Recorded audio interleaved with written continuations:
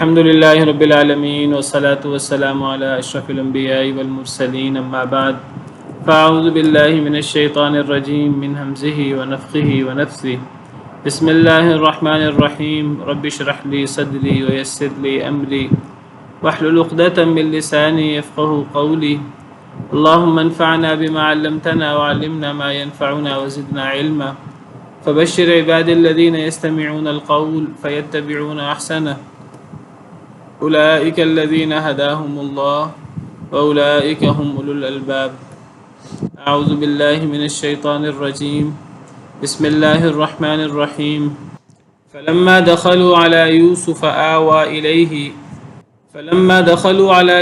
آوى إليه أبويه وقال ادخلوا مصر إن شاء الله آمنين.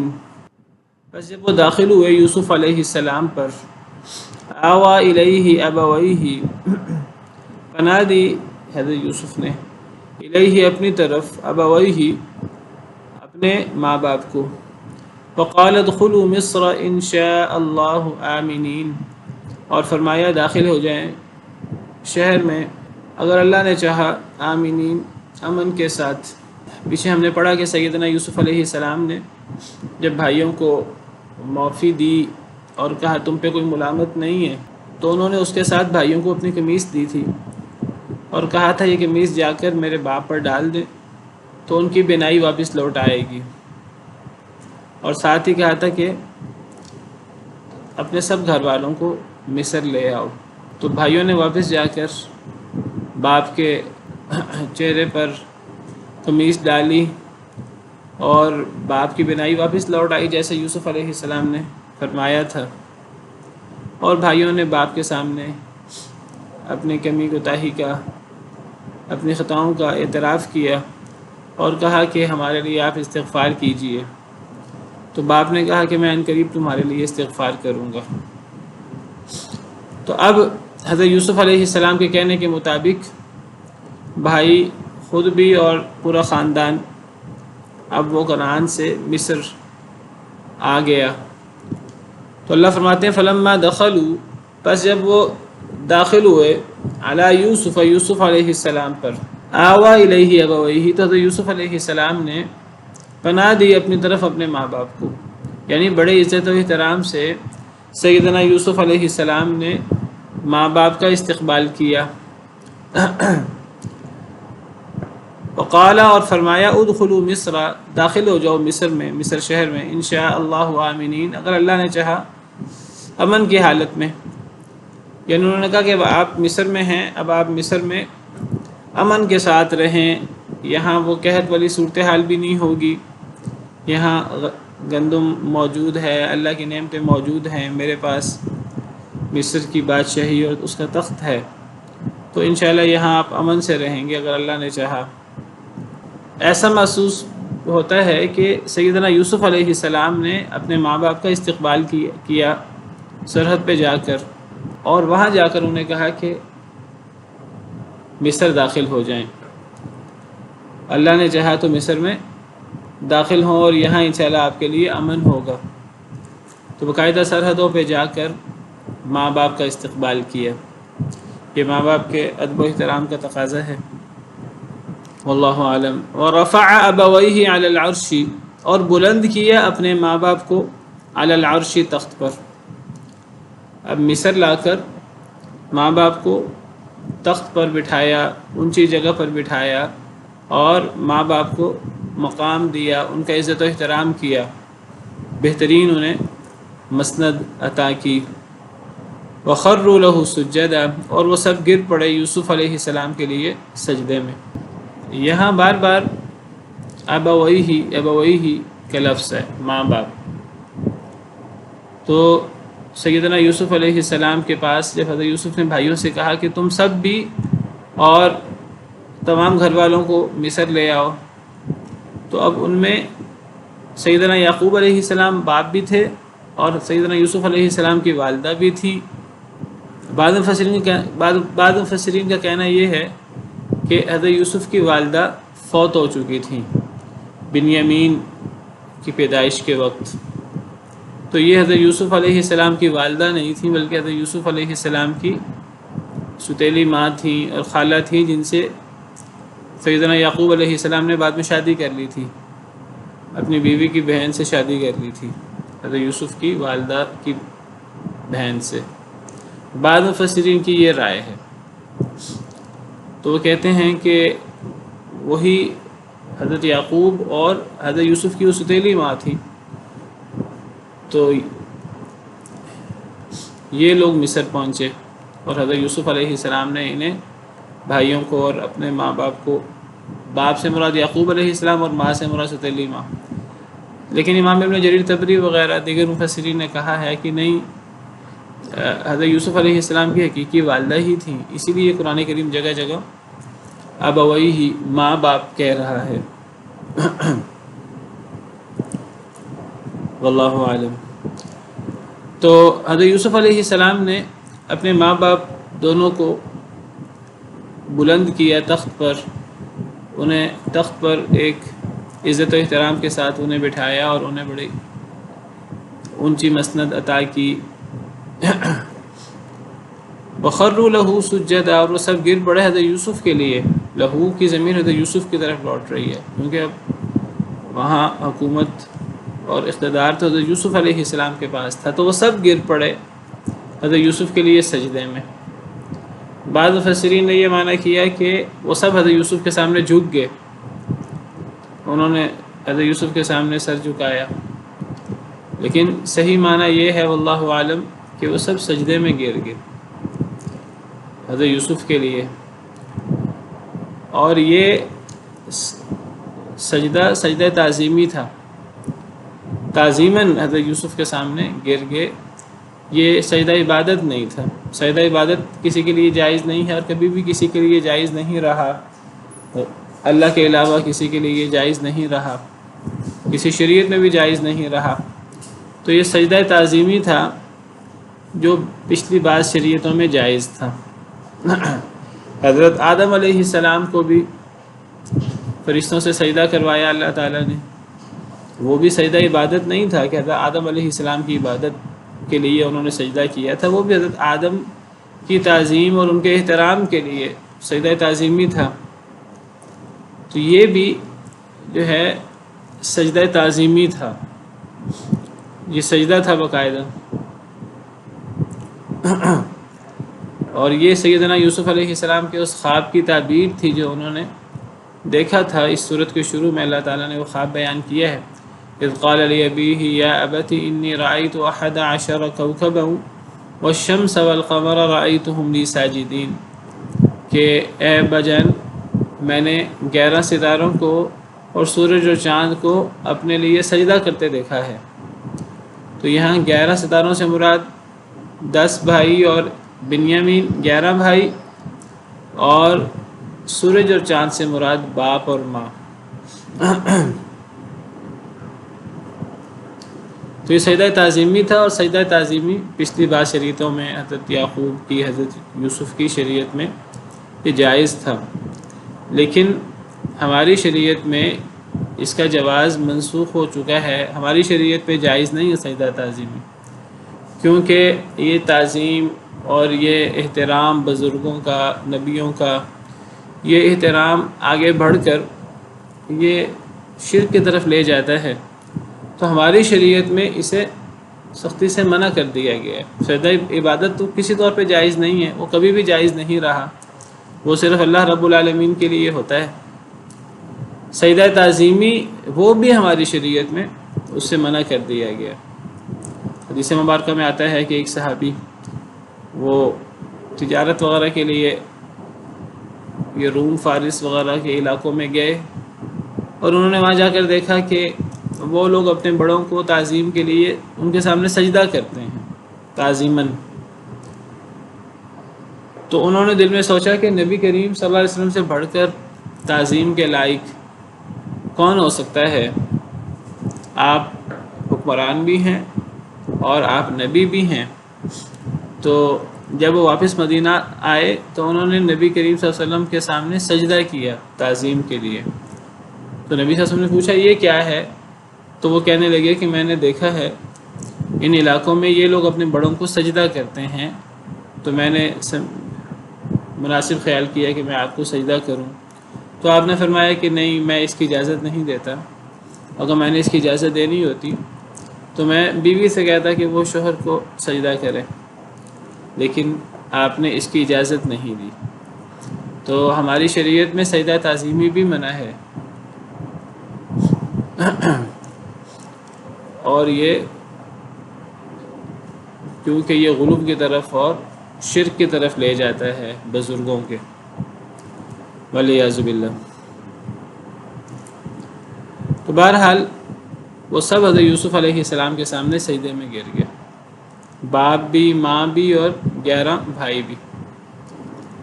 وقال یا ابت ھذا تأویل رؤیای من قبل،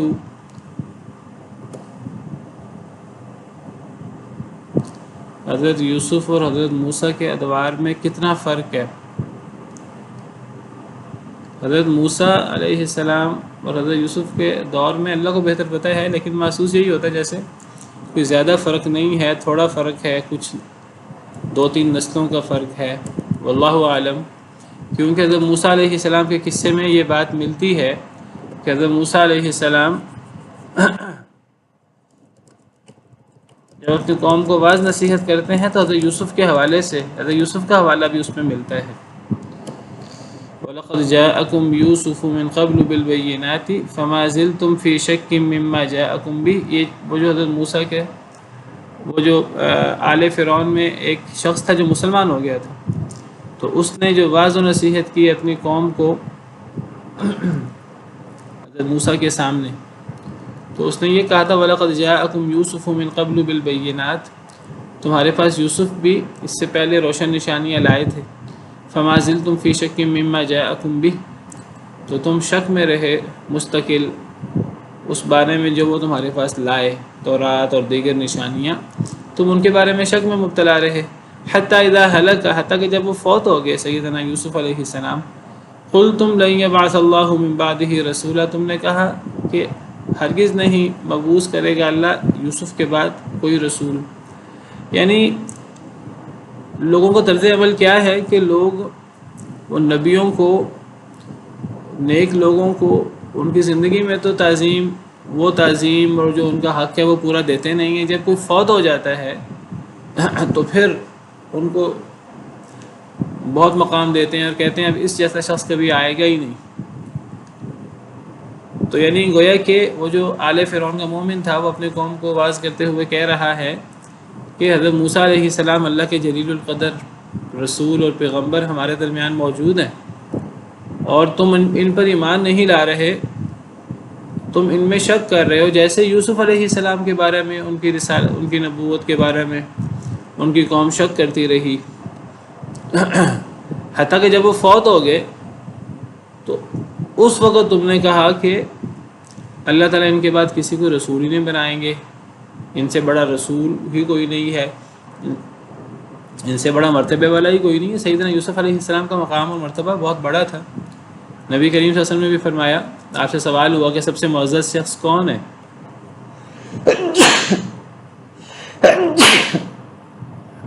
تو نبی صلی اللہ علیہ وسلم نے فرمایا کہ کریم ابن کریم ابن کریم ابن کریم یوسف علیہ السلام، جو خود بھی بہت معزز تھے، اور وہ معزز کے بیٹے، معزز کے پوتے اور معزز کے پڑ پوتے، یعنی ان کا باپ بھی نبی جلیل القدر پیغمبر حضرت یعقوب علیہ السلام، ان کا دادا بھی جلیل القدر پیغمبر حضرت اسحاق علیہ السلام، اور ان کا پردادا سیدنا ابراہیم علیہ السلام خلیل اللہ، جن کا مقام اور مرتبہ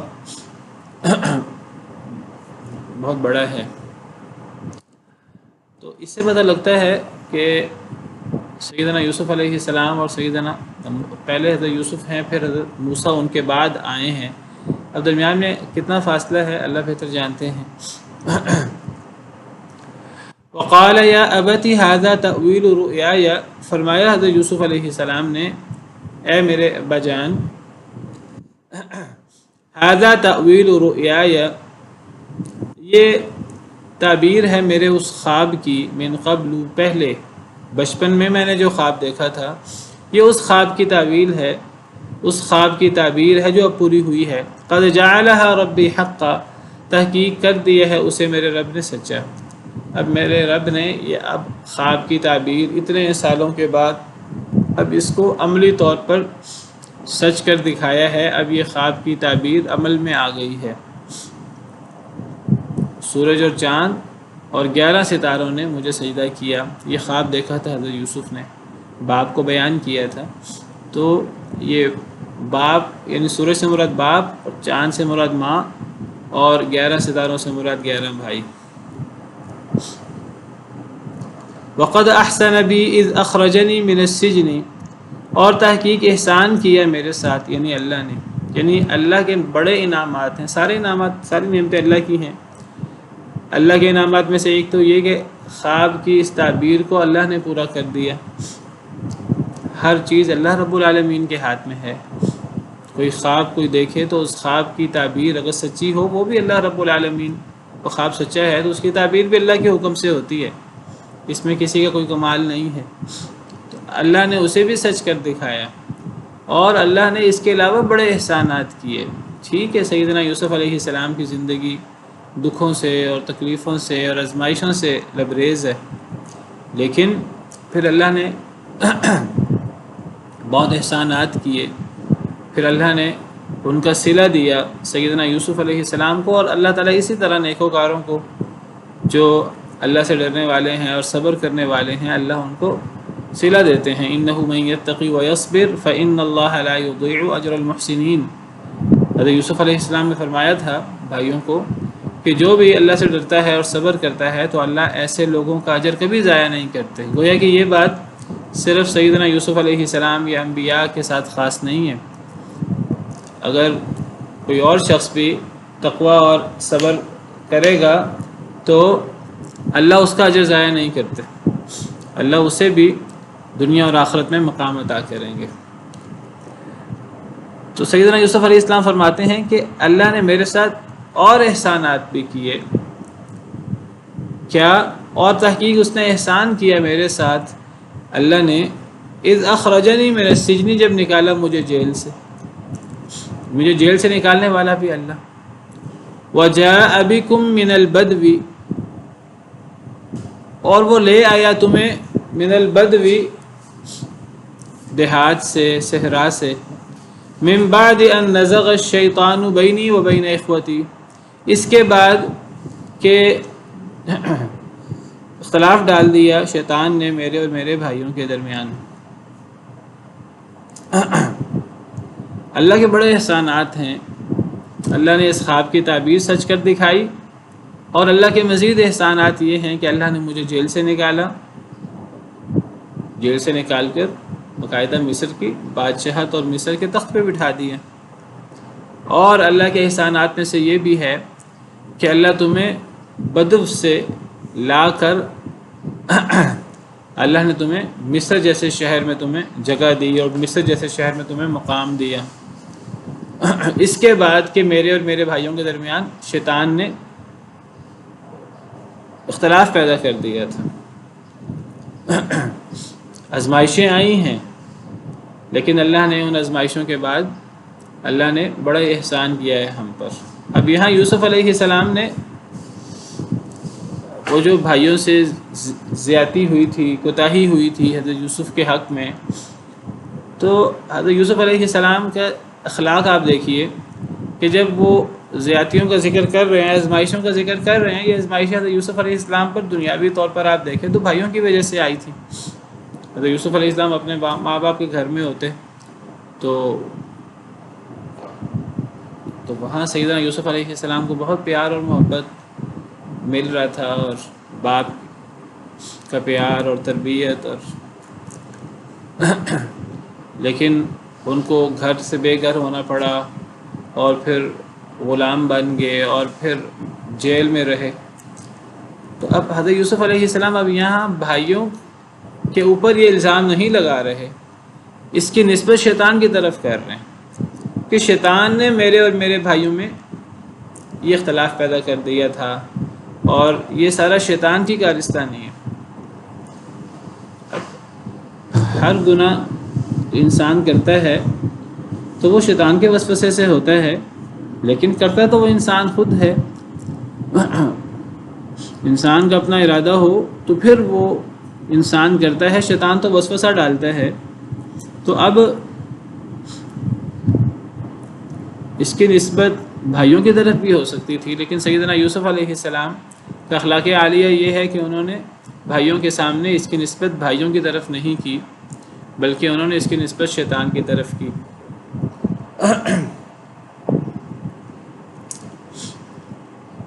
یہ بات پہلے کئی دفعہ ہو گئی ہے کہ جب انسان کوئی نیکی کرتا ہے تو اس کی نسبت انسان کی طرف بھی ہو سکتی ہے اور اللہ کی طرف بھی ہو سکتی ہے۔ انسان کی طرف اس لیے نسبت ہو سکتی ہے کہ انسان اپنے اختیار سے، اللہ نے اختیار دیے ہے، اس اختیار کا صحیح استعمال کر کے انسان نیک رستے کو چنتا ہے، اور اسی لیے انسان کے لیے پھر دنیا اور آخرت میں نعمتیں ہوتی ہیں اس نیکی کی وجہ سے، اللہ کی رحمت شامل حال ہوتی ہے اس نیکی کی وجہ سے، اور اس نیکی کی نسبت اللہ کی طرف بھی ہو سکتی ہے، اس لیے کہ انسان کو نیکی بدی کا اختیار اللہ نے دیا ہے۔ کوئی انسان ہدایت یافتہ ہوتا ہے، ایمان لاتا ہے، نیکی کرتا ہے، تو ہمیں کہتے ہیں کہ یہ اللہ نے ہمیں توفیق دی ہے اور اللہ نے ہدایت دی ہے اور اللہ نے یہ احسانات کیے ہیں۔ ادب کا تقاضا یہ ہے کہ اللہ کی طرف اس کی نسبت کی جائے، اس کو اپنا کمال اپنی طرف نسبت نہ کی جائے، اگرچہ اس کے اندر انسان کا اپنا عمل دخل ہوتا ہے، اسی لیے انسان کے لیے اس کا بدلہ جنت کی صورت میں موجود ہے۔ اور اگر انسان کوئی برا کام کرے تو برائی کی نسبت انسان کی طرف بھی ہو سکتی ہے، شیطان کی طرف بھی ہو سکتی ہے، اور اللہ کی طرف بھی ہو سکتی ہے۔ انسان کی طرف اس اعتبار سے کہ اللہ کے دیے ہوئے اختیار کا انسان نے ناجائز استعمال کر کے وہ برا کام انسان نے کیا ہے اپنے ارادے اور اپنے اختیار سے۔ یہ نہیں ہے کہ وہ انسان مجبور ہو گیا تھا اور اس سے جبراً یہ کام سرزد ہوا ہے، اس میں انسان کا اپنا عمل ارادہ شامل نہیں تھا، اس میں پورا انسان کا عمل ارادہ ہوتا ہے۔ کوئی شخص اگر گمراہی اختیار کرتا ہے، اللہ کے نافرمانی کرتا ہے، بھائیوں سے یہ جو معاملات سرزد ہوئے، بھائیوں نے اپنے اختیار سے اپنے جو ان کو حسد ہوا حضرت یوسف علیہ السلام سے، بنیامین سے، تو اس کی وجہ سے اس میں ان کا ارادہ اور اختیار شامل ہے۔ تو اسی لیے جب انسان کوئی غلط کام کرتا ہے تو اگر وہ توبہ نہ کرے، اصلاح نہ کرے، تو اس کے لیے وبال ہے دنیا اور آخرت میں، اسی لیے اس کے لیے سزا ہے کہ اس میں انسان کا اپنا عمل دخل شامل ہے۔ اور شیطان کی طرف اس کی نسبت اس لیے ہو سکتی ہے کہ وہ کام شیطان کے وسوسے سے ہوتا ہے، شیطان کے ورغلانے سے ہوتا ہے، اور شیطان ورغلائے، وسوسہ ڈالے، یا کوئی انسان کسی انسان کو غلط رستے کی طرف مائل کرے تو وہ اس کام میں پوری طرح شریک ہے، تو اس کی نسبت شیطان کی طرف بھی ہوتی ہے۔ یہاں سیدنا یوسف علیہ السلام نے اپنے اور اپنے بھائیوں میں جو سارے معاملات تھے اس کی نسبت شیطان کی طرف کی ہے، بھائیوں کی طرف نہیں کی۔ اور برائی کی نسبت اللہ کی طرف بھی ہو سکتی ہے، جیسے اللہ فرماتے ہیں کہ اللہ قرآن کے ذریعے بہت سے لوگوں کو ہدایت دیتے ہیں اور بہت سے لوگوں کو اللہ گمراہ کرتے ہیں۔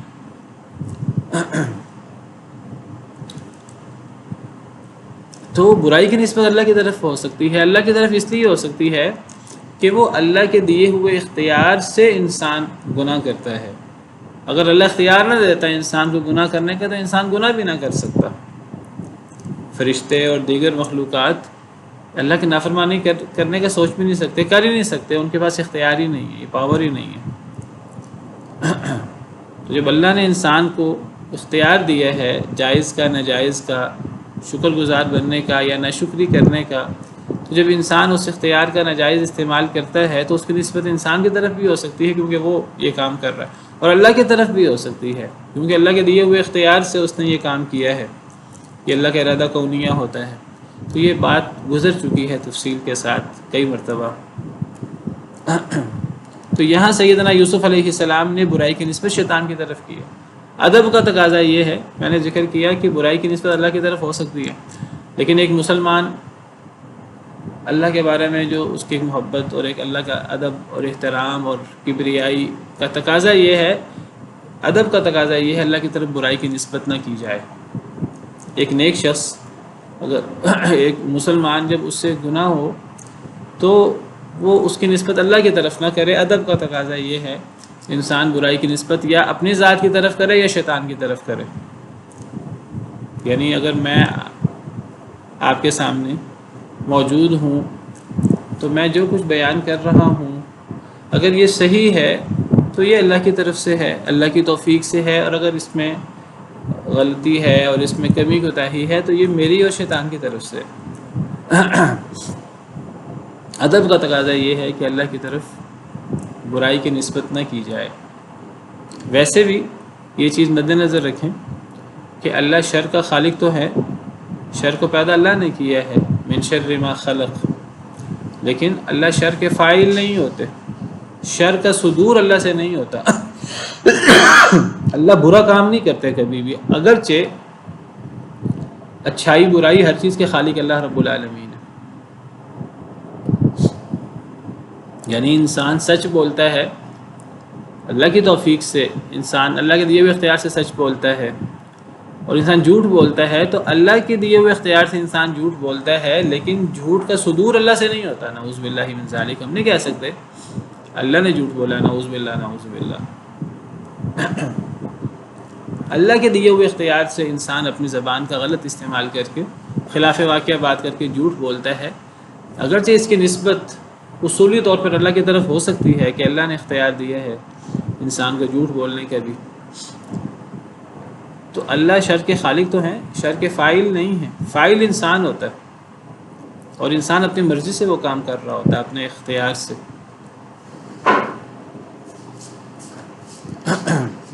تو اسی لیے شیطان کے لیے انسان کے لیے جزا اور سزا موجود ہے۔ تو یہاں سیدنا یوسف علیہ السلام نے اپنے اور اپنے بھائیوں کے اختلاف کا ذکر کیا جو سارے ان آزمائشوں کی ظاہراً وجہ بنا، تو اس کی نسبت سیدنا یوسف علیہ السلام نے شیطان کی طرف کی اور کہا کہ شیطان نے میرے اور میرے بھائیوں میں اختلاف ڈالا۔ اس اختلاف کے بعد آزمائشیں آئیں کافی، مجھ پر بھی اور بھائیوں پر بھی، باپ پر بھی، تو اب اللہ نے ہم پر بڑے احسانات کیے ہیں۔ یہ سارے احسانات اللہ کے ہیں۔ ان احسانات میں سیدنا یوسف علیہ السلام نے اپنے جیل سے نکلنے کا بھی ذکر کیا، اور یہ بھی فرمایا احسانات میں سے کہ اللہ کا احسان یہ بھی ہے کہ اللہ تمہیں بدو سے لے آیا۔ بدو کہتے ہیں، بدو با دال واو، صحرا کو، اور اسی سے بدو ہوتا ہے۔ ایک بدو ہے اور ایک شہری شخص ہوتا ہے، تو بستی والا، من اہل القرى۔ تو بدو وہ ہے جو بدو میں رہتا ہے، جو صحرا نشین ہوتا ہے، خانہ بدوش ہوتا ہے، جس کا کوئی گھر نہیں ہوتا، کوئی ٹھکانہ نہیں ہوتا، جہاں اسے نخلستان ملے، جہاں اسے پانی ملے، جہاں اس کی روزی روٹی ہو تو وہ وہاں پڑاؤ ڈال دیتا ہے، اور پھر جب چاہے وہ وہاں سے اٹھ کر کہیں اور چلا جاتا ہے۔ جب وہاں پانی ختم ہو جائے اور پھل وغیرہ اور یہ نعمتیں ختم ہو جائیں تو پھر وہ کسی دوسری جگہ جا کر پڑاؤ ڈال دیتا ہے۔ تو ایسا شخص بدو، خانہ بدوش ہوتا ہے۔ بدا یا بدو کا لفظی مطلب ظاہر ہونا، ظاہر ہونا، تو یہ شخص ظاہر ہے، اس کے سر پر چھت نہیں ہے، اس نے کوئی گھر نہیں بنایا ایسا گھر جس گھر میں یہ ہمیشہ رہے، تو گویا کہ اس کے اور یہ سورج کے سامنے ظاہر ہے، اس کے سر پہ چھت نہیں ہے، اور اس نے خود چھت اختیار نہیں کی اپنے حالات کی وجہ سے، تو یہ جہاں پانی پاتا ہے، جہاں اللہ کی نعمتیں رزق روٹی پاتا ہے، وہاں پڑاؤ ڈال دیتا ہے۔ تو ایسے شخص کو بدو کہتے ہیں، اور ایسی جگہ کو بدو کہتے ہیں، صحرا۔ اور شہری لوگ وہ ہوتے ہیں جو ایک جگہ ٹھکانہ بناتے ہیں اور وہاں چھت بناتے ہیں اللہ کی توفیق سے، اللہ کے انعام سے، اور پھر وہ وہاں رہتے ہیں، اور پھر یہ کام کرنے کے لیے ان کو لوگوں کے ساتھ میل جول رکھنا پڑتا ہے۔ جب وہ لوگوں کے ساتھ میل جول رکھتے ہیں تو کچھ ایٹیکیٹس، کچھ ادب و آداب کا انہیں خیال رکھنا پڑتا ہے۔ جب انسان دوسرے انسانوں کے ساتھ رہے گا تو کچھ اصول و ضوابط کی روشنی میں رہے گا، یہ تو نہیں جانوروں کی طرح جس کی لاٹھی اس کی بھینس، اس کا مال قبضہ کر لیا، اس کا مال قبضہ کر لیا، یہاں ظلم زیادتی کی، یہاں ظلم زیادتی کی، جہاں داؤ لگا وہاں کر لیا۔ نہیں، انسانوں کو، جب انسانوں نے مل جل کر رہنا ہے کسی علاقے میں، دیہات میں یا شہر میں، ان کو کچھ اصول و ضوابط کی روشنی میں رہنا پڑے گا، چاہے وہ مسلمان ہیں چاہے وہ مسلمان نہیں ہیں۔ غیر مسلموں کو بھی کچھ نہ کچھ اصول و ضوابط کی روشنی میں رہنا پڑتا ہے، نہیں رہیں گے تو وہ دنیا کے اندر سروائیو نہیں کر سکتے۔ تو شہری لوگ کچھ اصول و ضوابط کے، کچھ ایٹیکیٹس کے پابند ہوتے ہیں، اور جب ایٹیکیٹس کے پابند ہونا ہے تو ہم اپنی طرف سے ایٹیکیٹس بنانے کی بجائے اللہ کے جو نازل کیے آداب ہیں اور طور طریقے ہیں، ہم ان پر عمل کیوں نہ کریں۔ مسلمان اس کے پابند ہوتے ہیں اور اس کے مطابق عمل کرنے کی کوشش کرتے ہیں، کمی کوتاہی ہو جاتی ہے۔ غیر مسلم وہ اللہ کے احکامات کو اور اللہ کی ہدایات کو، اللہ کے جو آداب اور ایٹیکیٹس ہیں ان کے مطابق زندگی گزارنے کی بجائے وہ اپنی طرف سے کچھ ایٹیکیٹس بنانے کی کوشش کرتے ہیں۔ اللہ نے دنیا کا نظام چلانا ہے، وہ اپنی طرف سے ایٹیکیٹس بناتے ہیں، اللہ کی نافرمانی کرتے ہیں، اگرچہ انہیں ان اصول و ضوابط جو وہ خود بنا لیتے ہیں، ان اصول و ضوابط کی وجہ سے انہیں بار بار مشکلات کا سامنا کرنا پڑتا ہے، نقصان اٹھانا پڑتا ہے، لیکن چونکہ اللہ نے دنیا کے اندر آزمائش رکھی ہے، وہ نظام چل جاتا ہے، جیسا بھی وہ غلط نظام ہو وہ چل جاتا ہے، کیونکہ اللہ نے دنیا کے اندر ڈھیل رکھی ہے، آزمائش رکھی ہے۔ اگر آزمائش نہ ہوتی تو کبھی لوگوں کا بنایا ہوا نظام چل ہی نہ پاتا۔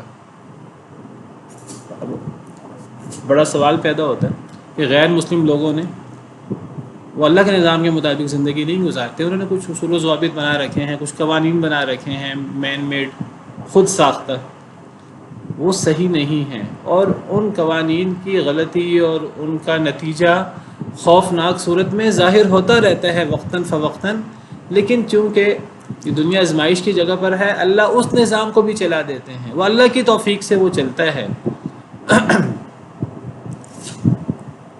دیکھیے، جب انسان ہر چیز پر، انسان کہتا ہے کہ ہر چیز کا انتظام میں نے کرنا ہے، اب زمین کے اندر پانی کم ہو رہا ہے، اب اس پانی کا انتظام بھی میں نے کرنا ہے، زمین کے اندر جگہ کم ہو رہی ہے، اب ہمیں چاند پر بستیاں بنانی چاہیے، اب ہمیں مریخ پر جانا چاہیے، یہ اصل میں اللہ کے کام ہیں جو انسان جو ہے وہ اپنے ذمے لے لیتا ہے۔ جب انسان یہ چیزیں اپنے ذمے لینے کی کوشش کرتا ہے، اللہ کہتے ہیں چل یہ کام میں نے تیرے سپرد کیے، پھر وہ انسان خراب ہوتا ہے ان چیزوں میں۔ اللہ نے زمین بنائی ہے، اللہ نے پانی کا انتظام کیا ہے، دیگر رزق اور باقی چیزوں کا انتظام کیا ہے، انسان کو محنت کرنی ہے، کوشش کرنی ہے، تدبیر کرنی ہے۔ ہم نے سورہ یوسف میں پڑھا، توکل کا معنی یہ ہمیں پوری تدبیر کرنی ہے، لیکن ہمیں توکل سارا اللہ رب العالمین کی ذات پر کرنا ہے۔ ایک شخص اگر عہدہ اور اختیار کے لیے خود اپنے آپ کو پیش کرتا ہے، احادیث مبارکہ سے پتہ لگتا ہے کہ اللہ اس کو اس کے حوالے کر دیتے ہیں، اب میں تیرا ذمہ دار نہیں ہوں، اب تو اپنے معاملات کا خود ذمہ دار ہے۔ اور ایک انسان اپنے معاملات کا ذمہ دار کیسے ہو سکتا ہے؟ انسان ناقص ہے۔ اور جب ایک انسان خود عہدہ طلب نہیں کرتا، خود نعمتوں کے پیچھے نہیں بھاگتا، پھر اللہ کی طرف سے اسے اپنے تگ و دو کرتا ہے، کوشش کرتا ہے، لیکن وہ عہدہ طلب نہیں کرتا، اللہ پہ توکل کرتا ہے، تو پھر جب اللہ کسی کو عہدہ دیتے ہیں پھر اللہ اس کی مدد بھی کرتے ہیں، جس احادیث مبارکہ سے پتہ لگتا ہے۔ تو میں یہ صرف بتانا چاہ رہا ہوں کہ جب انسان جو ہے وہ نظام بناتا ہے تو اس نظام کے اندر ہزار کمیاں خرابیاں ہوتی ہیں، لیکن چونکہ اللہ نے دنیا کے اندر نظام چلانا ہے، آزمائش برقرار رکھنی ہے، اگر دنیا آزمائش کی جگہ نہ ہوتی تو کوئی انسانوں کا بنایا ہوا قانون کامیاب نہ ہوتا، یعنی چل نہ پاتا، کامیاب تو ابھی بھی نہیں ہے غیروں کے بنائے ہوئے نظام، ان کے ہولناک نتائج سامنے آتے رہتے ہیں، پورا خاندانی نظام تباہ ہو چکا ہے یورپ کے اندر، اس کے خرابیاں سامنے آتی ہیں، لیکن اللہ اس نظام کو بھی چلا دیتے ہیں، کیونکہ دنیا میں اللہ نے آزمائش برقرار رکھنی ہے، ورنہ دنیا سے آزمائش ہی ختم ہو جائے۔ بہرحال میں ذکر کر رہا تھا کہ جو لوگ شہری ہوتے ہیں دیہات وغیرہ میں، یا جو لوگ اکٹھے رہتے ہیں، وہ ان کو ایٹیکیٹس کے مطابق چلنا پڑتا ہے. جب انہیں ایٹیکیٹس ادب و آداب کے مطابق چلنا پڑتا ہے تو وہ ان ایٹیکیٹس کا دھیان رکھتے ہیں. جو خانہ بدوش لوگ ہوتے ہیں وہ ان ایٹیکیٹس کا دھیان نہیں کرتے. اس لیے اللہ تعالیٰ نے قرآن کریم میں بعض جگہوں پر ذکر کیا ہے بدو لوگوں کا، اور اللہ فرماتے ہیں الاعراب اشد کفرا ونفاقا واجدر الا يعلموا حدود ما انزل اللہ علی رسول. جو بدو لوگ ہوتے ہیں اشد کفرا ونفاقا، وہ کفر اور نفاق میں زیادہ سخت ہوتے ہیں کیونکہ ایٹیکیٹس نہیں ہوتے ان میں. ان کو لوگوں کے ساتھ میل جول کا رہنے کا طریقہ نہیں آتا کیونکہ وہ لوگوں کے ساتھ رہے نہیں ہوتے. ان کو تو جہاں کچھ ملا تو وہیں انہوں نے پراؤ ڈال دیا، اور جب وہ وہاں ختم ہو گیا رزق پانی، وہاں سے اٹھ کر کہیں اور چلے گئے. تو ان کو لوگوں کے ساتھ رہنے کا اور ایٹیکیٹس اور یہ چیزیں نہیں آتی. تو وہ کفر میں اور نفاق وہ زیادہ کھرے ہوتے ہیں، زیادہ شدت ہوتی ہے ان کے اندر، ظلم زیادتی بھی کرنے والے ہوتے ہیں ایک دوسرے پر، اور زیادہ سادے ہوتے ہیں. ان کے اندر وہ منافقت اور یہ چیزیں بھی نہیں ہوتی زیادہ. تو میں ذکر کر رہا تھا شہری زندگی اور بدوی زندگی کے بارے میں. اگرچہ یہ دونوں اللہ کی طرف سے ہیں، اور اللہ نے کسی کو شہر میں پیدا کر دیا، کسی کو صحرا میں، جنگل میں، اور خانہ بدوش پیدا کر دیا، لیکن تقابل کیا جائے تو شہری زندگی وہ اس میں اللہ کی نعمت زیادہ ہے.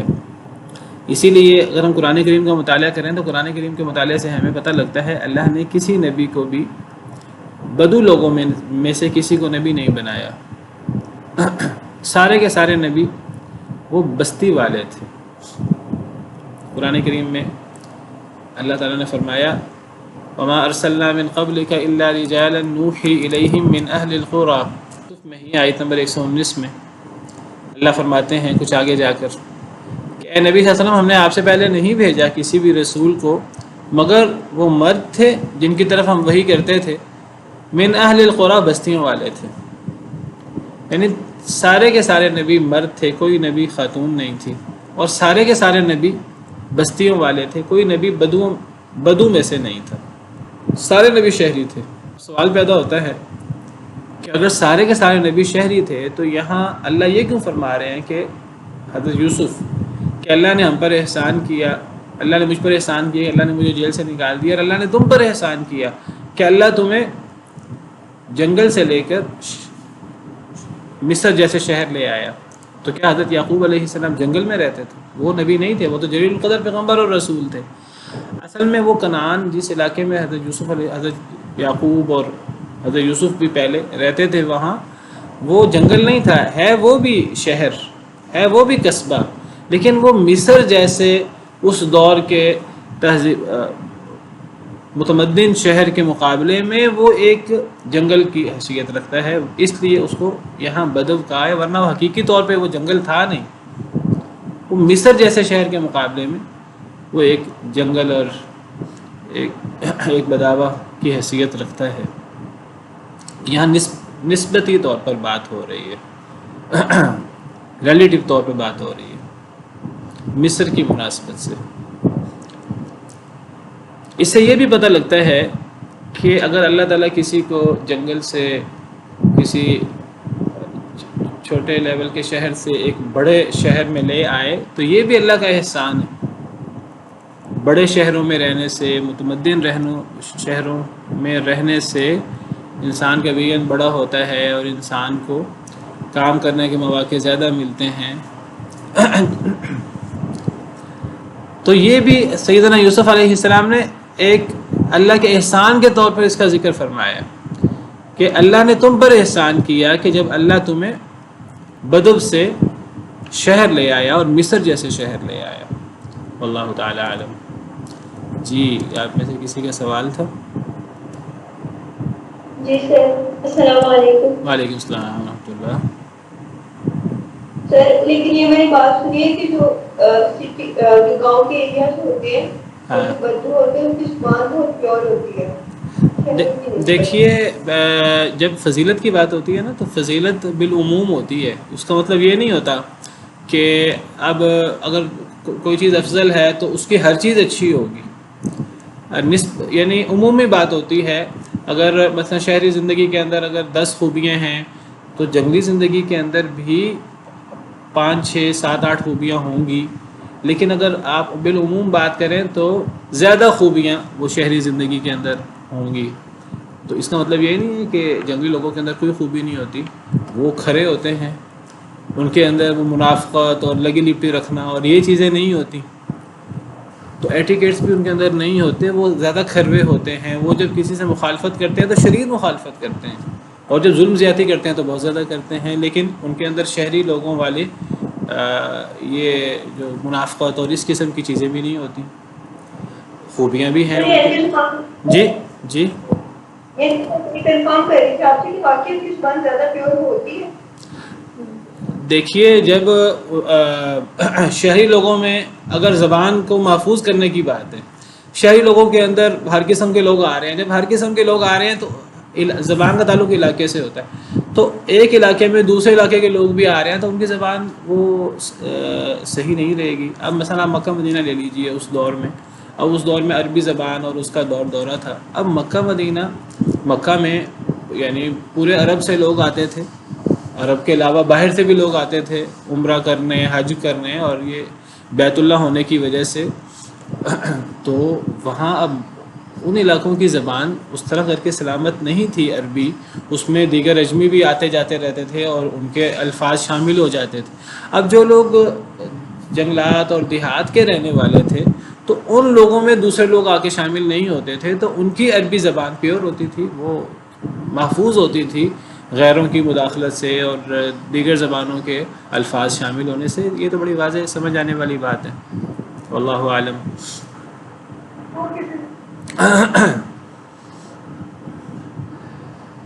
تو یہاں اللہ تعالیٰ کا احسان کے طور پر سیدنا یوسف فرما رہے ہیں کہ اللہ نے مجھ پر احسان کیا جب اللہ نے مجھے جیل سے نکالا، اور اللہ کا احسان یہ بھی ہے کہ اللہ تمہیں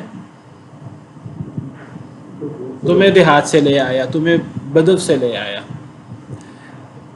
مصر کے مقابلے میں کنعان کو بدو کہا، اس کے بعد کہ شیطان نے میرے اور میرے بھائیوں میں اختلاف ڈال دیا تھا.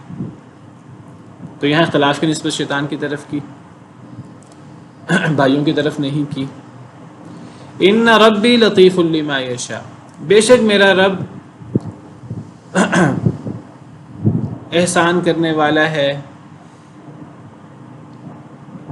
اصل میں لطیف کا لفظی مطلب ہے باریک بین،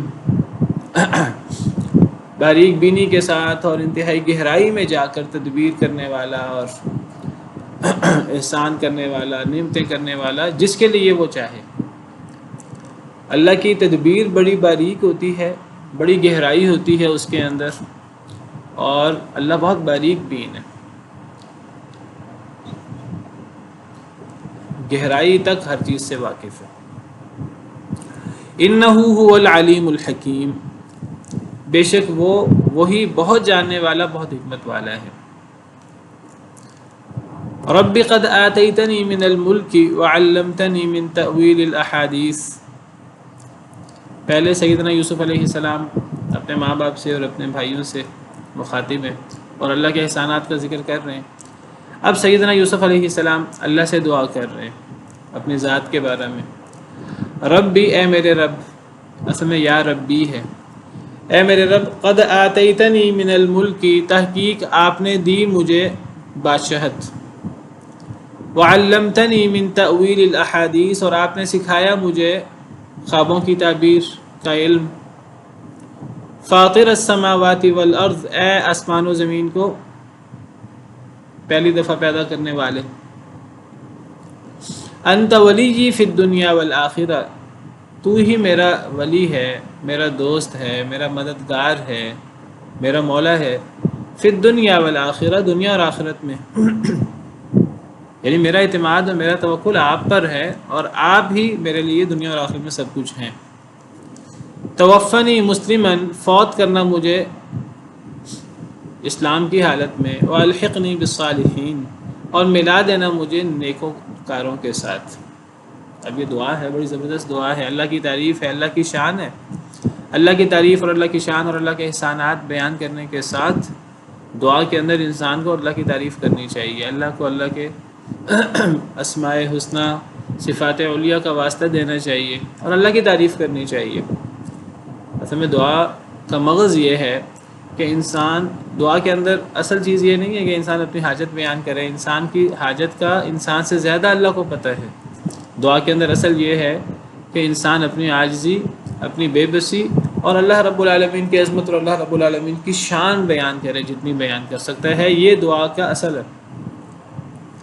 تو سیدنا یوسف علیہ السلام اللہ سے دعا کر رہے ہیں اور اللہ سے دعا کرتے ہوئے اللہ کے احسانات کا ذکر کر رہے ہیں، اللہ کی شان بیان کر رہے ہیں، اور پھر اللہ تعالیٰ کے سامنے اپنا مدعا اور دعا کر رہے ہیں اللہ تعالیٰ سے، اے اللہ آپ نے مجھ پر احسانات کیے کہ آپ نے مجھے بادشاہت دی، مصر کی بادشاہت میرا کوئی کمال نہیں ہے، اس سراسر آپ کا انعام ہے۔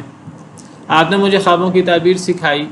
سیدنا یوسف علیہ السلام نبی تھے اور وحی کے روشنی میں خوابوں کی تعبیر کرتے تھے، اور اللہ نے خاص طور پہ آپ کو خوابوں کی تعبیر کا علم سکھایا تھا، اور یہ اللہ کی طرف سے اللہ کا احسان تھا۔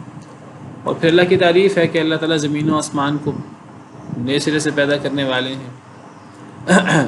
آپ ہی دنیا اور آخرت میں میرے مولا ہیں، کارساز ہیں، بگڑی بنانے والے، حاجت روائی، مشکل کشائی، ہر چیز کرنے والے اللہ ہیں۔ تمام اختیارات اللہ کے پاس ہیں اور کسی کے پاس نہیں ہے، خدائی اختیارات میں سے کوئی ذرہ بھی کسی کے پاس نہیں ہے۔ تو یہ تعریف کر کے حضرت یوسف فرماتے ہیں، دعا کرتے ہیں، توفنی مسلمن، کہ اے اللہ مجھے اسلام کے حالت میں فوت کرنا، اور والحقنی بالصالحین، مجھے نیک لوگوں کے ساتھ ملا دینا۔ تو اس سے پتہ لگتا ہے سیدنا یوسف علیہ السلام کا مذہب بھی اسلام تھا۔ حضرت یوسف علیہ السلام اللہ سے اسلام پر فوت ہونے کی دعا کر رہے ہیں۔ یہ وہی دعا ہے جو سیدنا ابراہیم علیہ السلام، سیدنا یعقوب علیہ السلام نے اپنے بچوں کو سکھائی تھی، جس کا ذکر سورہ بقرہ میں موجود ہے۔ ووصّى بها، پہلے ہے کہ اللہ نے حضرت ابراہیم سے کہا، اے ابراہیم مسلمان ہو جا۔ اذ قال له ربه اسلم قال اسلمت لرب العالمین، وہ کہنے لگے کہ میں اللہ رب العالمین کے لیے مطیع ہوں، فرما بردار ہوں، مسلمان ہوں۔ اور پھر حضرت ابراہیم نے بھی اور حضرت یعقوب نے بھی علیہ السلام اجمعین، انہوں نے اسی اسلام کی وصیت اپنی اولاد کو کی۔ ووصّى بها ابراہیم بنیہ ویعقوب، اسی کی وصیت اسلام کی، اسی فرما برداری کی وصیت ابراہیم علیہ السلام نے اور یعقوب علیہ السلام نے اپنے بچوں کو کی۔ یا بنی ان اللہ اصطفیٰ لکم الدین، اے میرے بچوں، اللہ نے تمہارے لیے دین کو منتخب کر لیا ہے، پسند کر لیا ہے۔ کون سا دین؟ دین اسلام۔ فلا تموتن الا وانتم مسلمون، پس ہرگز نہ تم مرنا مگر اس حال میں کہ تم مسلمان ہو۔ تو یہی اسلام پر زندہ رہنے کی اور اسلام پر مرنے کی دعا سیدنا یوسف علیہ السلام کر رہے ہیں، جس سے اس دعا کی اہمیت کا اندازہ ہوتا ہے۔ انسان کا کمال نہیں ہے کہ اگر ایک انسان ایک نیکی والی زندگی گزار رہا ہے، یہ اللہ کی توفیق سے ہے، دل اللہ کے ہاتھ میں ہے، اللہ دل کو الٹ پلٹ کرتے رہتے ہیں۔ ایک انسان نعمت والی نیکیوں والی زندگی گزارنے کے بعد گمراہ بھی ہو سکتا ہے۔ اس لیے ہمیں دعا سکھائی گئی ہے، ربنا لا تزغ قلوبنا بعد اذ ہدیتنا، اے اللہ جب آپ ہمیں ہدایت دے دیں تو ہمیں ہدایت دینے کے بعد ہمارے دلوں کو ٹیڑھا نہ کر دینا۔ وہب لنا من لدنک رحمہ، اے اللہ ہمیں اپنے پاس سے خاص رحمت عطا کرنا، انک انت الوہاب۔ تو اللہ تعالیٰ سے حسن خاتمہ اور اسلام پر موت کی دعا کرنی چاہیے۔ یہ سیدنا یوسف علیہ السلام کی نبوی دعا ہے، اور اس دعا کی اہمیت بہت زیادہ ہے۔ ہمیں دعا سکھائی گئی، نبی کریم صلی اللہ علیہ وسلم نے جنازے کے موقع پر اور میت پر جو دعا سکھائی ہے، ان دعاؤں میں سے یہ دعا بھی ہے کہ اللہم من احییتہ منا فاحیہ علی الاسلام ومن توفیتہ منا فتوفہ علی الایمان، اے اللہ ہم میں سے جس کو زندہ رکھیں تو اے اللہ اس کو اسلام پر زندہ رکھیں، یعنی اللہ رب العالمین کی اطاعت پر، اللہ رب العالمین کے دین کو قائم کرنے میں، اللہ رب العالمین کے احکامات کے مطابق زندگی گزارنے پر زندہ رکھیں۔ ومن توفیتہ منا فتوفہ علی الایمان، اور اے اللہ ہم میں سے اگر کسی کو فوت کرنا ہے تو اس کا خاتمہ ایمان پر فرمانا، اسلام پر فرمانا۔ تو یہی دعا سیدنا یوسف علیہ السلام کر رہے ہیں، اے اللہ میرا خاتمہ، میری وفات اسلام پر ہو، والحقنی بالصالحین، اور اے اللہ مجھے نیک لوگوں کے ساتھ ملا دینا، یعنی میرا شمار زندگی میں بھی اور مرنے کے بعد بھی میرا اٹھنا بیٹھنا اور میرا الحاق نیک لوگوں کے ساتھ ہو، یعنی سیدنا ابراہیم، سیدنا اسحاق، سیدنا یعقوب علیہ السلام اجمعین، انہی لوگوں کے ساتھ مجھے ملا دینا۔ انسان کی مجلس، انسان کی سوسائٹی، اٹھنا بیٹھنا دنیا میں بھی اچھے لوگوں کے ساتھ ہونا چاہیے، اور آخرت میں بھی پھر اللہ کی رحمت سے اس کا اٹھنا بیٹھنا اور اس کا الحاق نیکوکاروں کے ساتھ ہوگا۔ اور اللہ سے دعا کرنی چاہیے کہ اے اللہ مجھے اچھی مجلس عطا کر، آخرت میں بھی اچھی مجلس تھا وہ بھی کہ دنیا میں اچھی مجلس تھی، اچھے لوگوں میں اٹھنا بیٹھنا تھا، اچھے لوگوں میں اٹھنا بیٹھنا ہوگا تو دینداری کی بات ہوگی، اللہ سے ڈرنے کی بات ہوگی، گناہوں سے بچنے کی بات ہوگی۔ اگر ایک انسان کو خود سمجھ نہیں آ رہی تو اچھے ساتھی انسان کو بتائیں گے کہ ہمیں اچھا کام کرنا ہے۔ اگر ایک انسان غفلت کی زندگی گزار رہا ہے تو اچھا دوست انسان کو بتائے گا۔ انسان علماء کے ساتھ، نیک لوگوں کے ساتھ اٹھے بیٹھے تو ساتھ ساتھ انسان کی اصلاح ہوتی رہے گی، اور جب یہ ہوتا ہے تو پھر انسان کا مرنے کے بعد انسان کا شمار اور اس کا الحاق نیک لوگوں کے ساتھ ہوتا ہے۔ وَتَوَفَّنَا مَعَ الْأَبْرَارِ، اے اللہ ہمیں نیک لوگوں کے ساتھ فوت کرنا، یہ بھی دعا سکھائی گئی ہے۔ ربنا اننا سمعنا منادیا ینادی للایمان ان آمنوا بربکم فآمنا ربنا فاغفر لنا ذنوبنا وکفر عنا سیئاتنا وتوفنا مع الابرار۔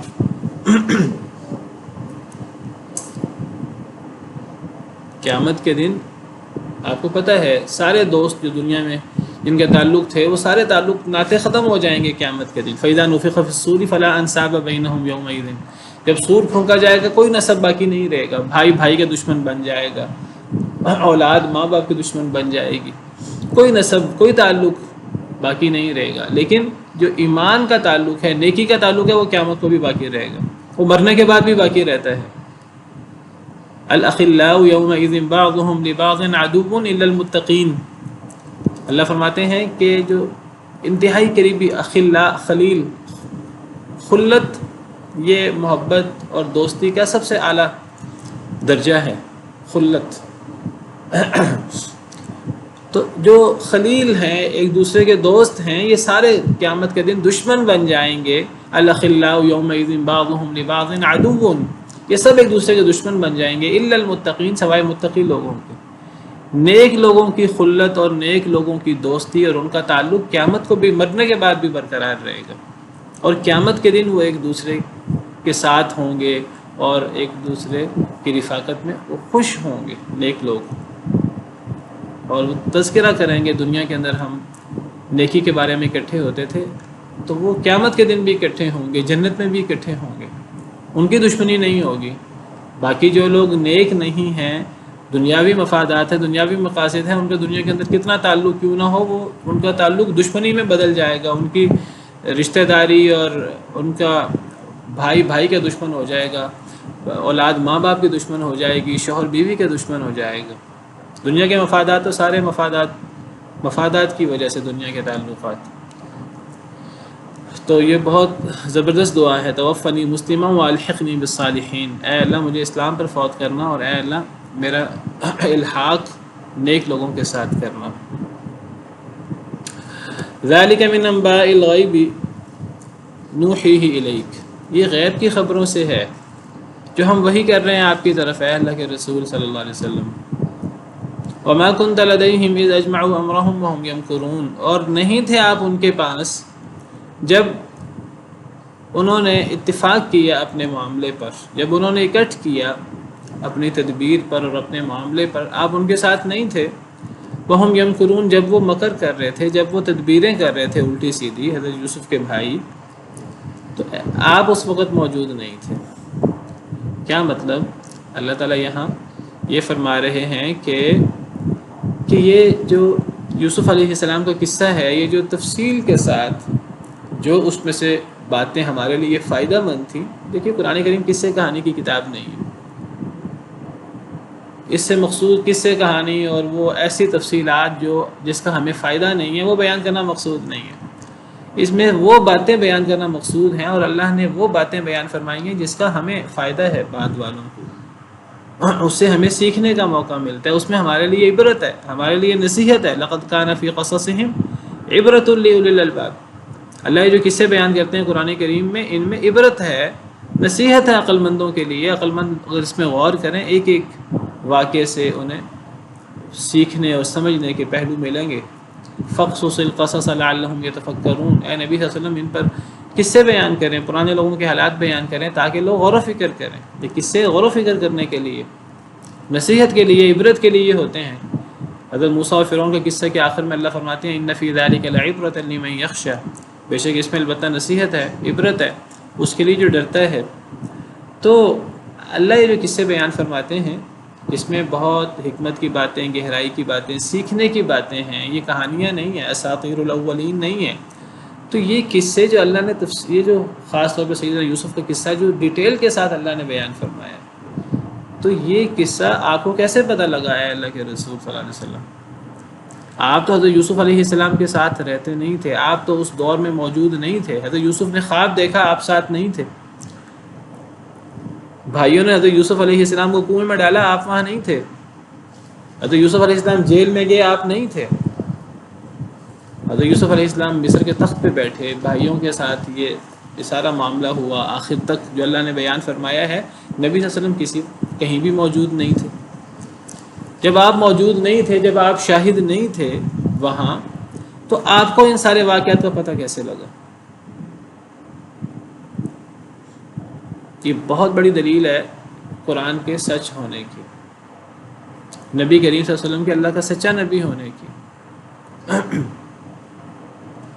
کہ نبی صلی اللہ علیہ وسلم نے یہ سچا قصہ تفصیلات کے ساتھ، جو تفصیل اللہ نے بتانی تھی وہ تفصیل اللہ نے بتائی، اور یہ قصہ نبی صلی اللہ علیہ وسلم نے آپ پر وحی ہوا اللہ کی طرف سے، اور نبی صلی اللہ علیہ وسلم نے یہ قصہ آگے صحابہ کرام کو بیان کیا امت کے لیے۔ یہ بہترین قصہ ہمارے سامنے موجود ہے، اور اس قصے میں نبی کریم صلی اللہ علیہ وسلم کہیں بھی موجود نہیں تھے۔ جب آپ موجود نہیں تھے تو یہ سراسر اللہ کا احسان ہے، اللہ نے وحی کے ذریعے، یہ اللہ کی رحمت ہے کہ اللہ نے وحی کے ذریعے یہ قصہ آپ پر وحی فرمایا ہے، اور یہ نبی کریم صلی اللہ علیہ وسلم کے سچا نبی ہونے کی دلیل ہے، قرآن کی حقانیت کی دلیل ہے۔ قرآن کے قصے، ان کی ایک بڑی حکمت، قرآن کے قصوں کی کیا حکمت ہے، بعض حکمتیں میں نے بیان کی ہیں، ان حکمتوں میں سے ایک بڑی حکمت قرآن کی سچائی۔ سورہ یوسف کے شروع میں اللہ فرماتے ہیں نحن نقص علیک احسن القصص بما اوحینا الیک ھذا القرآن، اے نبی صلی اللہ علیہ وسلم ہم آپ پر یہ قصہ بیان کر رہے ہیں، نحن نقص علیک احسن القصص، یہ سب سے بہترین قصہ ہے جو اللہ تعالیٰ بیان کر رہے ہیں تفصیل کے ساتھ، اور بما اوحینا الیک ھذا القرآن، اس سبب سے جو ہم نے آپ پر قرآن وحی کیا، یہ قرآن کے سچا ہونے کی دلیل ہے یہ قصہ، اور دیگر قصے بھی۔ تو یہ غیب کی خبریں ہیں جو ہم آپ پر وحی کرتے ہیں۔ وما کنت لدیہم، آپ وہاں موجود نہیں تھے، آپ ان کے پاس نہیں تھے جب انہوں نے اپنے معاملے میں اکٹھ کیا، حضرت یوسف کو کنویں میں ڈالنے کے بارے میں انہوں نے اکٹھ کیا، قتل کر دیں کہ کسی زمین میں پھینک آئیں یا کنویں میں ڈال دیں، جب وہ یہ سارے مشورے کر رہے تھے آپ تو موجود نہیں تھے، تو ان کے اس مشوروں کا آپ کو کیسے پتہ لگا، ان کے کنویں میں ڈالنے کا آپ کو کیسے پتہ لگا؟ جب انہوں نے آ کر باپ کو غلط سلط جھوٹی کہانی سنائی کہ جی جھوٹا خون لے کر آ گئے کہ جی بھیڑیا کھا گیا ہے، جب وہ یہ تدبیریں کر رہے تھے حضرت یوسف کے ساتھ، اپنے باپ کے ساتھ، آپ تو وہاں موجود نہیں تھے، تو آپ کو کیسے پتہ لگا؟ اللہ کی وحی سے پتہ لگا۔ وحی کو غیب بھی کہتے ہیں، تلک من انباء الغیب، یہ غیب کی خبریں ہیں، یعنی یہ اللہ کی وحی کی باتیں ہیں، نوحیہ الیک، جو ہم آپ کی طرف وحی کر رہے ہیں۔ یہاں سے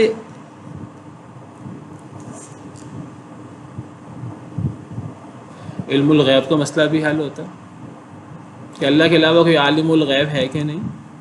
اللہ تعالیٰ صراحہ سے نفی کر رہے ہیں نبی کریم صلی اللہ علیہ وسلم سے کہ نبی کریم صلی اللہ علیہ وسلم آپ عالم الغیب نہیں ہیں، آپ کو اس قصے کا نہیں پتہ تھا، آپ ان واقعات کے وقت موجود نہیں تھے، یہ غیب کی خبریں اللہ نے وحی کی ہیں آپ پر، جتنی اللہ نے وحی کی اتنی آپ کو علم ہو گئی، جو اللہ نے وحی نہیں کی وہ آپ کو علم نہیں ہوا۔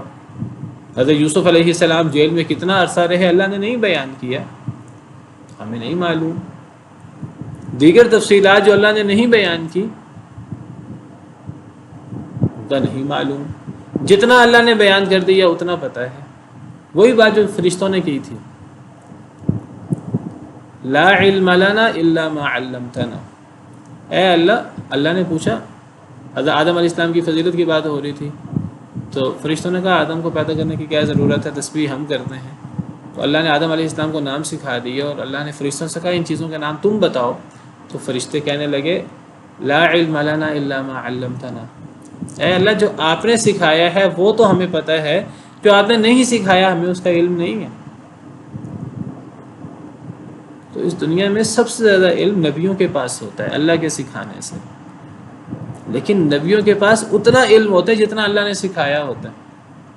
وَعَلَّمَكَ مَا لَمْ تَكُنْ تَعْلَمُ، نبی صلی اللہ علیہ وسلم کے حوالے سے اللہ فرماتے ہیں اے نبی صلی اللہ علیہ وسلم اللہ نے آپ کو وہ سکھایا جو آپ نہیں جانتے تھے۔ وَكَانَ فَضْلُ اللَّهِ عَلَيْكَ عَظِيمًا، اللہ کا آپ پر بہت بڑا فضل ہے کہ اللہ نے آپ کو سکھایا، آپ کو سکھانے والا، آپ پر وحی کرنے والا اللہ ہے، لیکن اتنا ہی آپ کو علم ہے جتنا اللہ نے بتایا، جتنا نہیں بتایا وہ علم نہیں ہے۔ تو علم غیب کسے کہتے ہیں؟ علم غیب ہر چیز کے علم کو کہتے ہیں، اس میں یہ نہیں ہوتا کہ اتنا پتہ ہے اور اتنا نہیں پتہ، ہر چیز کا اس میں علم ہوتا ہے۔ یہ کیسا علم غیب ہوا کہ جتنا اللہ نے بتا دیا اتنا پتہ ہے کسی کو، اور جتنا نہیں بتایا اتنا نہیں پتہ؟ یہ کیسا علم غیب ہوا؟ کسی نبی کو یہ نہیں پتہ قیامت کب آنی، کسی کو نہیں پتہ، غیب کی چابیاں کسی کو نہیں پتہ۔ وَعِندَهُ مَفَاتِحُ الْغَيْبِ لَا يَعْلَمُهَا إِلَّا هُوَ، غیب کی چابیاں اللہ کے پاس ہیں جنہیں اللہ کے علاوہ کوئی نہیں جانتا۔ بہت ساری چیزیں ہیں، خاص طور پہ 5 چیزیں: قیامت کا علم، بارش کا علم، رحموں میں کیا ہے، کسی نے کل کیا کرنا ہے اور کسی نے کہاں فوت ہونا ہے۔ ان اللہ عنده علم الساعة وينزل الغيث ويعلم ما في الارحام وما تدري نفس ماذا تكسب غدا وما تدري نفس بأي ارض تموت۔ یہ غیب کی چابیاں ہیں 5، انہیں اور دیگر بہت سی چیزیں نبی بھی نہیں جانتے، ولی بھی نہیں جانتے، فرشتے بھی نہیں جانتے، جن بھی نہیں جانتے، اللہ کے علاوہ کوئی نہیں جانتا۔ تو یہ ہے غیب۔ غیب کے بارے میں ہمارا عقیدہ کیا ہونا چاہیے؟ نبیوں اور ولی غیب جانتے کہ نہیں جانتے؟ ہمارا عقیدہ ہونا چاہیے اللہ جتنے غیب پر کسی کو مطلع کر دیں، کسی کے سامنے اللہ غیبی بات جتنی کھول دیں اتنی اس کو پتہ لگ جاتی ہے۔ اللہ کی طرف سے اللہ مطلع کر دیتے ہیں کسی کو غیب پر، بعض غیبی امور پر۔ وما کان اللہ لیطلعکم علی الغیب، اللہ تم میں سے ہر شخص کو غیب پر مطلع نہیں کریں گے، ہر شخص کے سامنے غیب نہیں کھولیں گے۔ ولیکن اللہ یجتبی من رسولہ من یشاء، لیکن اللہ رسولوں میں سے جسے چاہتا ہے اللہ چن لیتا ہے اور اللہ اسے غیب کی بعض باتوں پر مطلع کر دیتا ہے۔ جیسے اللہ نے نبی کریم صلی اللہ علیہ وسلم کو قصہ یوسف میں سے جو باتیں اللہ نے مناسب سمجھی اللہ نے بتا دی، سورہ یوسف میں جو باتیں اللہ نے بتائیں اتنی باتیں پتہ لگ گئی نبی کریم صلی اللہ علیہ وسلم کو، ورنہ نبی کریم صلی اللہ علیہ وسلم موجود نہیں تھے۔ اور یہ انداز قرآن کریم میں آپ کو کئی قصوں کے بعد ملے گا۔ حضرت نوح کا قصہ سورہ ہود میں ہم نے پڑھا، وہاں بھی یہی آیت ہم نے پڑھی، تلک من انباء الغیب نوحیھا الیک، یہ غیب کی خبریں جو ہم آپ پر وحی کر رہے ہیں۔ ما کنت تعلمها انت ولا قومک من قبل ھذا، ان باتوں کو نہ آپ جانتے تھے اس سے پہلے نہ آپ کی قوم جانتی تھی۔ جب تک اللہ نے یہ باتیں آپ پر وحی نہیں کی آپ کو ان باتوں کو بھی نہیں پتہ تھا، اور جب اللہ نے وحی کی ہیں تو آپ کو اس وحی کے بعد ان باتوں کا پتہ لگا جو اللہ نے بتا دی ہیں، باقی باتوں کا بھی نہیں پتہ۔ یہ قصہ یوسف جو بیان، پہلی بات ہے اللہ نے جو باتیں بیان کی ہیں نبی صلی اللہ علیہ وسلم کو اور ہمیں، نبی صلی اللہ علیہ وسلم نے آگے امت کو بتائیں، ہمیں ان باتوں کا پتہ ہے جو اللہ نے بیان کی، جو اللہ نے نہیں بیان کی ان کا نہیں پتہ، اور جو باتیں اللہ نے بیان کر دی ہیں ان باتوں کا اس سورہ یوسف کے نزول سے پہلے نہیں پتہ تھا۔ یہ بات بھی اللہ نے قرآن میں صراحت سے فرمائی ہے، نحن نقص عليك احسن القصص بما اوحينا اليك هذا القرآن وان كنت من قبله لمن الغافلين، آپ پہلے اس سے پہلے اس قصے سے غافل تھے، آپ کو نہیں پتا تھا اس قصے کا، تو اس کے بعد اب کیسے کسی کو عالم الغیب کہا جا سکتا ہے؟ اور کسی اللہ کے علاوہ کسی کو عالم الغیب کہنا یہ سری اللہ رب العالمین کی نافرمانی ہے۔ اللہ رب العالمین صراحت سے قرآن میں فرماتے ہیں قُلْ لَا يَعْلَمُ مَنْ فِي السَّمَاوَاتِ وَالْأَرْضِ الْغَيْبَ إِلَّا اللَّهُ، کہہ دیجئے آسمان و زمین میں نہ آسمان میں کوئی غیب جانتا ہے نہ زمین میں کوئی غیب جانتا ہے سوائے اللہ کے۔ وَمَا يَشْعُرُونَ أَيَّانَ يُبْعَثُونَ، لوگوں کو اتنا بھی نہیں پتہ کہ انہوں نے، جن لوگوں کے بارے میں دعویٰ کیا جاتا ہے علم غیب کا، انہیں اتنا بھی نہیں پتہ کہ بعث یوم البعث کب ہے اور اللہ نے مرنے کے بعد کب اٹھانا ہے، اتنا بھی نہیں پتہ، قیامت کب آنی ہے اتنا بھی نہیں پتہ۔ اور اسی طرح سیدنا موسیٰ علیہ السلام کے قصے میں اللہ فرماتے ہیں جب ہم نے موسیٰ علیہ السلام کو وحی کی طور پہاڑ پر، اے نبی آپ وہاں بھی موجود نہیں تھے، وَمَا كُنْتَ بِجَانِبِ الطُّورِ إِذْ نَادَيْنَا وَلَٰكِنْ رَحْمَةً مِّن رَّبِّكَ، لیکن اللہ کی رحمت ہے، اللہ نے آپ پر وحی کی ہے اور اللہ نے وحی کے ذریعے آپ کو اس بات کا بتایا ہے۔ وَمَا كُنْتَ بِجَانِبِ الْغَرْبِيِّ إِذْ قَضَيْنَا إِلَىٰ مُوسَى الْأَمْرَ، حضرت مریم کا قصہ بیان کیا حضرت زکریا کا کہ حضرت مریم کی کفالت کون کرے گا، وہاں اللہ فرماتے ہیں وَمَا كُنْتَ لَدَيْهِمْ إِذْ يُلْقُونَ أَقْلَامَهُمْ أَيُّهُمْ يَكْفُلُ مَرْيَمَ وَمَا كُنْتَ لَدَيْهِمْ إِذْ يَخْتَصِمُونَ، جب وہ حضرت مریم کی کفالت کے بارے میں جھگڑا کر رہے تھے قلم ڈال کر، اے نبی آپ وہاں موجود نہیں تھے، آپ ان کے پاس نہیں تھے جب وہ جھگڑا کر رہے تھے حضرت مریم کی کفالت کون کرے، تو آپ کو اس بات کا کیسے پتہ لگا؟ اللہ کی وحی سے، اور اتنا پتہ لگا جتنا اللہ نے بتایا ہے، جتنا نہیں بتایا اتنا نہیں پتہ۔ یہ علم غیب کی حقیقت ہے۔ اللہ نے نبیوں سے کہلوایا ولا اعلم الغیب، میں غیب نہیں جانتا۔ اللہ بھی کہتے ہیں اللہ کے علاوہ کوئی غیب نہیں جانتا، نبی بھی کہتے ہیں ہم غیب نہیں جانتے، ہم بدو بدی کہتے ہیں کہ نہیں، نبی بھی غیب جانتے ہیں، ہر بات کا انہیں پتہ ہے، اور ولی بھی غیب جانتے ہیں، اور ان کے گلی اور محلے کے کتے بھی غیب جانتے ہیں، اللہ معاف کرے۔ سبحان ربک رب العزت عما یصفون وسلام علی المرسلین والحمد للہ رب العالمین۔